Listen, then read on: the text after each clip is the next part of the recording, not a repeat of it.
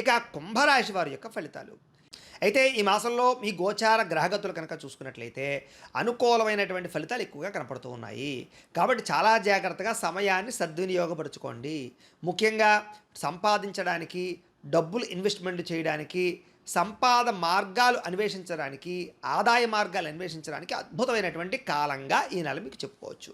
కాబట్టి చాలా జాగ్రత్తగా వ్యవహారం చేయడము, డబ్బుల విషయంలోనూ, ఇన్వెస్ట్‌మెంట్ విషయంలోనూ జాగ్రత్తలు తీసుకోవడం చూసుకున్నట్లయితే బావుంటుంది.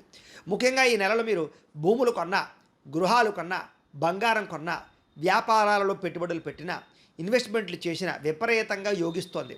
డబ్బులు రెట్టింపు అవుతాయి. కాబట్టి చాలా జాగ్రత్తగా ఇన్వెస్ట్‌మెంట్లు చేసుకోండి.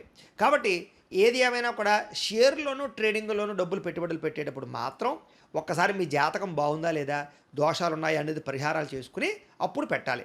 లేదా ఎవరికైనా డబ్బులు అప్పు ఇచ్చేటప్పుడు కానీ, అరువులు ఇచ్చేటప్పుడు కానీ, చేబదులిచ్చేటప్పుడు కానీ. ఇక మీనరాశి వారి యొక్క ఫలితాలు. అయితే ఈ నెలలో మీ గోచార గ్రహగతులు చూసుకున్నట్లయితే కనుక మిశ్రమ ఫలితాలు కనపడుతూ ఉన్నాయి. కాబట్టి తత్తు జాగ్రత్తలు తీసుకోండి. ఏది ఏమైనా కూడా కాస్త అతి కష్టం మీదే అన్ని పనులు పూర్తవుతాయనే విషయం మాత్రం దృష్టిలో పెట్టుకోండి. అది ఉద్యోగం అవ్వచ్చు, వ్యాపారం అవ్వచ్చు, చదువు అవ్వచ్చు, లేదా కెరీర్ అవ్వచ్చు, వృత్తి పనులు అవ్వచ్చు.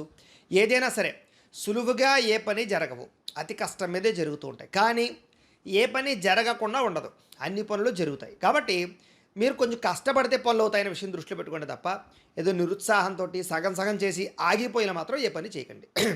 ఇక విద్యార్థులు కూడా చదవాలన్నటువంటి కాన్సన్ట్రేషన్ తగ్గిపోతుంది. కానీ ఏదో గోల్స్ మాత్రం విపరీతంగా ఉంటాయి. కాబట్టి కాన్సన్ట్రేషన్ పెంచుకోవడానికి ప్రయత్నం చేయండి. డిస్టర్బెన్స్లు ఎక్కువైపోతూ ఉంటాయి, కొంచెం జాగ్రత్తగా ఉండాలి. అయితే ఆర్థికంగా ఎదగడానికి, సంపాదన పెంచుకోవడానికి, లేదా డబ్బుల విషయంలో జాగ్రత్తలు తీసుకోవడానికి మాత్రం మంచి సమయం.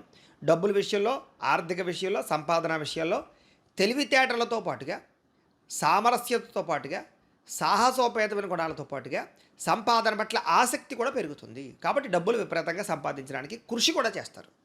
అలాగే మిమ్మల్ని మీరు నమ్ముకోవడం వల్ల ఎదుగుతారు. అది మొత్తం గుర్తుపెట్టుకోండి. అంటే ఎవరినో నమ్మడం, ఎవడో ఏదో చేస్తాడు కాదు. మీ అంతటి మీరు సొంతంగా ఎదగాలి. మీ కాళ్ళ మీద మీరు ఎదగాలి. ఏదైనా సాధించాలనే తపన మీకు రావాలి. కాబట్టి భవిష్యత్తును అర్థం చేసుకోవడం, ఫ్యూచర్ని రాబోయేటటువంటి టెక్నాలజీని అర్థం చేసుకోవడం, దానికి